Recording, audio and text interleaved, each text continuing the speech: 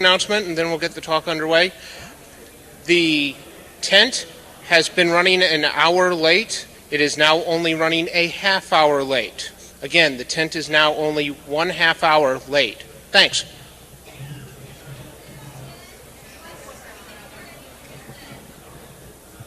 The tent is running a half an hour late. They were an hour behind, but they have picked it up to a half an hour. So, there you go. All right, I'm supposed to get going because we're a little pressed for time. So, good afternoon to all of you. My name is Thomas Holt, and I'm from the University of North Carolina, Charlotte. I'm a criminologist by trade, and my research focuses primarily on computer crime just generally and computer hacking specifically. I've spent the better part of the last 3 years examining the hacker subculture, hacker social organization, and I've tried to get at it in a number of different ways.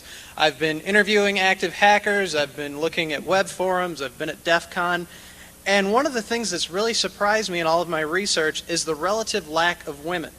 None of the people that I've interviewed have been female. Coming to DEFCON, it was apparent there's some sort of a disparity, at least in terms of the population differences. And looking at web forums really struck me because there were very few admitted women. And in looking at one of the largest forums in the data sample I had assembled, I saw this passage. Now, this is just an excerpt from it. Sure, this is just an excerpt from a forum that I was looking at. And if I can get this out. And some of the names have been changed, but as you read through it, you can see some interesting things. The first person asks, how many of you have met any girls who are hackers? I never seen some girl who knows a lot about computers and hacking. Are there any girls who do this? And the responses don't really suggest there are a lot of them. Jiggle Billy says, unfortunately, I've not met any hacker chicks. The only ones I know about exist in the movies. The last one there, Goblox, I am a female hacker, and I know a few other female hackers. That's really it. That was pretty common. I only saw a handful of women, maybe at most, and I was looking at 6 web forums of a variety of populations. And I thought, this is really curious. Why aren't there women involved in this? And I thought there must be something more substantial going on. My interest was even more piqued when some comments were made recently by the president of Harvard. Lawrence H. Summers made some comments regarding women in the sciences and suggested that there are genetic differences and some social factors that drive a wedge between the number of women involved in the sciences and the number of men. We don't have exact transcripts of what he said, but it was enough to really raise the ire of the academic community, and in some cases, people outside of it. And so I thought, this is really unusual. What is driving this? What's happening? And I thought this must have some importance not only for women involved in the sciences, but in computer science, engineering, and hacking. And I thought this really needs to be addressed. And so one of the things that I started with was looking at the number of women involved in academics for computer science. We know that for a good period of time, from 1984 to 1995, there was a drop in the number of women who were enrolled in computer science degrees. Subsequently, after 1995, there's been a bit of an increase, but it's still relatively small. It was such a problem that many major universities began doing internal studies to determine why this decline was happening. At MIT, at Stanford, a couple of different places, and there was no specific answer found. When we look at the business world, one thing that we know is that women have been increasingly involved in different technical occupations, but they take place in very low status, low income technical occupations. Women have increased, but they're still underrepresented in computer science and engineering, etc. In fact, interestingly, the way that women are dispersed in different occupations, 99% of all dental hygienists are women. But 3 out of 10 system analysts are female. 1 out of every 4 computer programmers are women. And there's even a gap in pay. We know that women computer scientists are making 17% less than men, and female computer programmers are earning 13% less. And if you look at this is just a very quick slide, it gives you a real face of what's going on. This is a track from 1983 to 2001 for employed computer systems analysts by sex. The blue is women, the red is men. So there are definitely more men involved in this occupation. And I thought this is really odd. what is going on. And when we look at women in the computer underground or women in hacking, it's even more apparent that there's a disparity. Research tells us that the computer underground is dominated by men. If you're familiar with the work of Bruce Sterling, the author of The Hacker Crackdown, he made a very telling comment. He said that hacking is let me see if I get this right, a teenage male voyeur thrill power trip activity. You don't find female computer intruders any more than you will find female voyeurs who are obsessed with catching glimpses of men's underwear. Pretty salacious comments, and you can hear pretty much the same thing from Gail Thackeray, a very famous prosecutor. And the few sociologists and criminologists who have looked at this issue have done so very quickly, and they've made very, very cursory examinations. Jordan and Taylor in 1998 suggested that the computer underground is male-dominated, so much so that they consider it an important component of hacker subculture.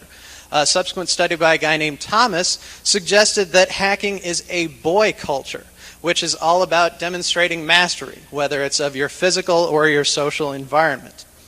Now, this is not to suggest that women don't hack at all. There have been some famous women hackers, Susan Thunder, Carmen Karasik, if I'm pronouncing that right.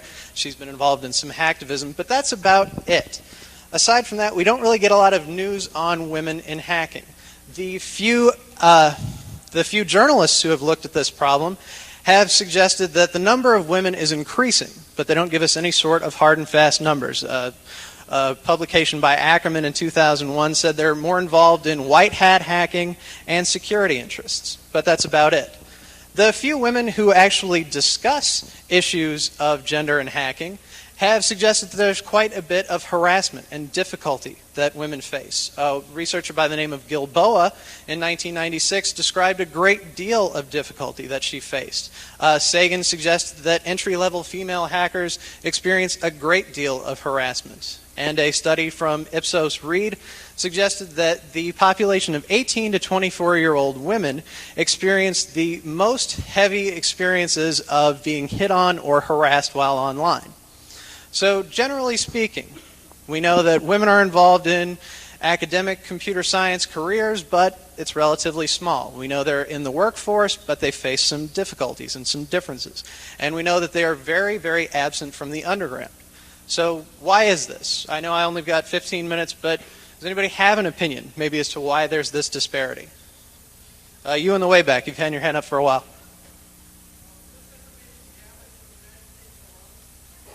Yes, this is primarily based on the U.S. Yes, you, sir. Okay, the harassment and difficulty. Okay, good. Anyone else? Yes. Men are threatened? Okay. Well, yes, ma'am. Okay. These are very interesting questions, yes.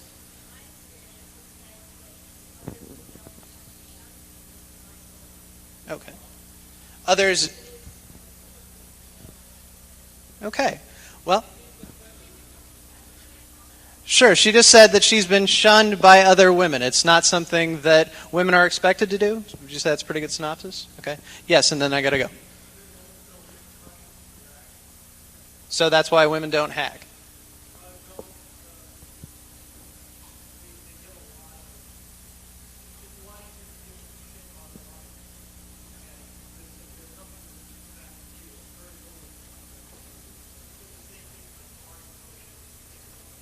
Okay, so it's easier to harass women online. Maybe that's part of why women stay out of it. Well, since I don't have much time, let me skip ahead to some of the theoretical propositions that have been given by different researchers. The first is this notion of psychosexual theories. Essentially, the idea here is that hacking is a way for boys and young men to sublimate others, to dominate others, and impose their will on them. And in a sense, basically, if you can't penetrate another person, why not penetrate a system? I know that sounds really harsh, but an attorney for a hacker named Ehud Tenenbaum, if you're familiar with that guy, suggested that in the past we used to boast about the girls we have. Nowadays, kids boast about their ability to hack into different systems. And this notion has been furthered by the stereotype of the socially inept young male hacker, someone who can't relate to others but can get along very, very well with hardware and software. And this is even furthered by some very esoteric notions about cyberspace or the matrix being a womb-like environment, a feminine place. But it gets a little abstract from there, and it's a little difficult to explain. So let me just move on to the next one. Gender role socialization. This is something that some of you have already talked about. It's basically the idea that there are shaping relationships between technology and gender. Technology has a way of affecting the way that we relate to one another. The argument here is basically that technology, especially computer technology, has some very male characteristics. It requires self-confidence, assertiveness, analytical thinking, very cold logic. Whereas this is in direct contrast to more feminine traits, the ideas of nurturing, caring, protection, emotion. If you're familiar with the work of Sherry Turkle et al., she talks about hard mastery versus soft mastery. Hard mastery is the direct imposition of your will on something else through planned attacks, whereas soft mastery is more of a free-form kind of interaction, more something of a conversation than a monologue. But this is just one sort of argument. And as a result of these gender role characteristics, it affects the way that we are pushed into different things. Because of the way that we view technology, that has a way of keeping women out. Women who do decide to go into these careers can face a great deal of difficulty. They might face discrimination, they might face a number of different challenges. In fact, this is furthered by the notion of cyberspace as a Wild West frontier. If you've read Gibson or Barlow, the discussion of hacking as a place, or pardon me, cyberspace as a place for the cowboy, the outlaw. Women don't really have a strong place within cyberspace in that regard. And another researcher named Susan Herring has suggested that the language of cyberspace is gendered. It's very male-oriented. It focuses on conflict, on adversarial forms of communication. And if you don't use these sorts of language, if you don't use these linguistic traits, then you are not going to be treated in the same way. You're going to be shunned, you're going to be criticized, or what have you. And there are also structural arguments that are made. Essentially, women have not had these same opportunities as men in the workforce. Women's participation in labor has been based solely on the opportunities made available to them. For instance, when you think of World War II, women were needed, well, anyone was needed to fill roles working in factories. Women took on this role, but once the boys returned back home, women were expected to go back into the home, become homemakers, what have you. So women's roles have been affected by technology, and structurally, women are not necessarily able to get good-paying jobs. Their opportunities have been limited, and it's further affected by being tied back into some of the gender role arguments that it's hard to advance in your career if you have to raise a family, if you have to have kids, that kind of thing. It makes things difficult. So these are just some of the theories that have been postulated. What do you think of them? Do any of these make sense? Do they jive with your personal experiences? Yes, sir.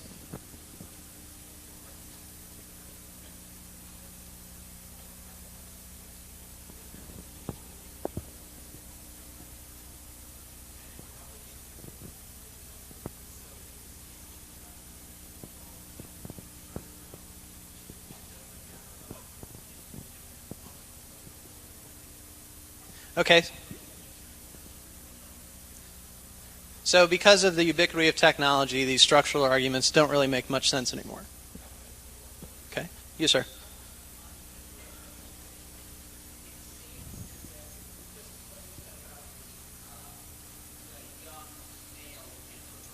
Mhm.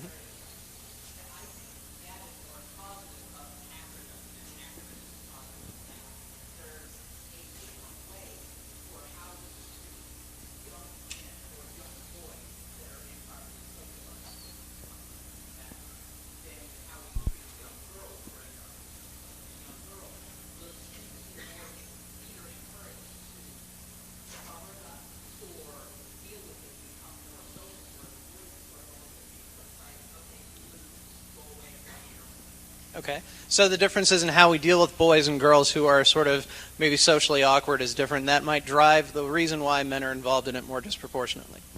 Does that sum it up pretty well? Okay. You, ma'am?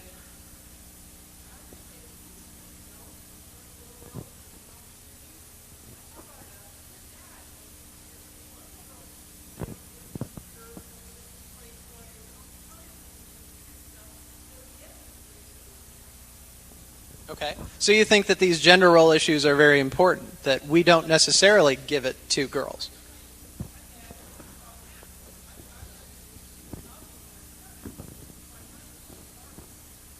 Okay. So then you've had some very, very personal experiences with it. Okay. You, sir, over there with glasses.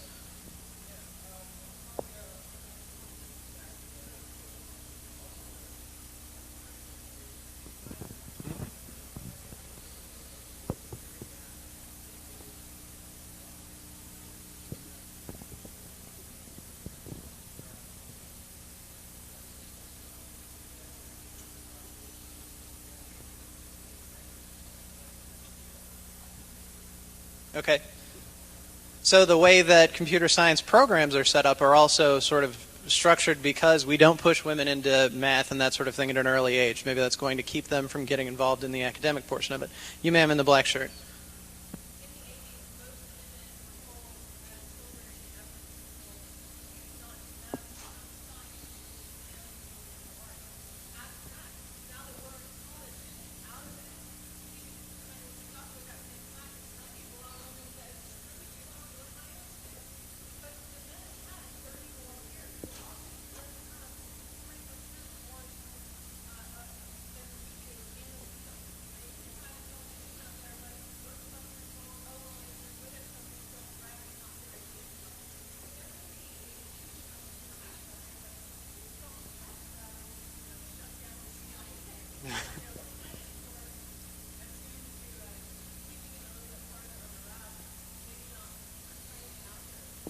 Okay, so women have not only had as much time, but there's a different attitude perhaps as well. Okay, you, sir, and then I've got to end.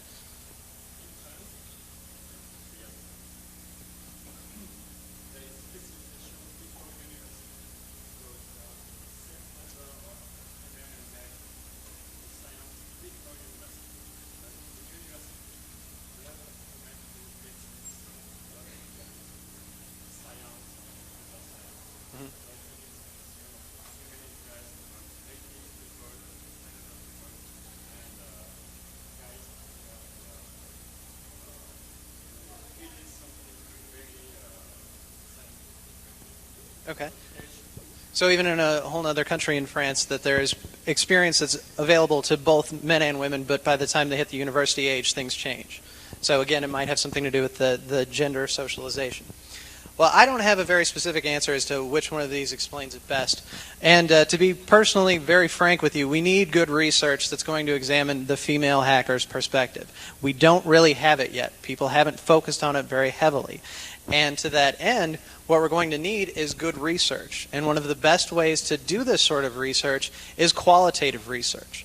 Qualitative research from an academic standpoint involves interviews, asking very open-ended questions and allowing the person to describe what their experiences have been, why they've been through the things that they've been through, why they've experienced it, and what their rationalizations are for why things work the way that they do. And what I'd like to do, one thing that I'm currently performing, is a research project examining female hackers. I've got a good sample of men going, and what I'd like to do is augment that with women to really get at this issue of gender and hacking, because we don't frankly have it. What I'm doing currently is performing interviews. They can be done via email, by phone, or in person, depending upon if you're in the Charlotte or North Carolina area, which many of you probably are not.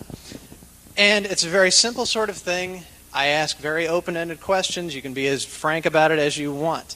And it allows you to tell me a great deal about your own personal experiences with hacking. It takes less than 90 minutes, regardless of how you do it, unless you're very long-winded, unless you have a lot to say, or unless you're a very slow typist.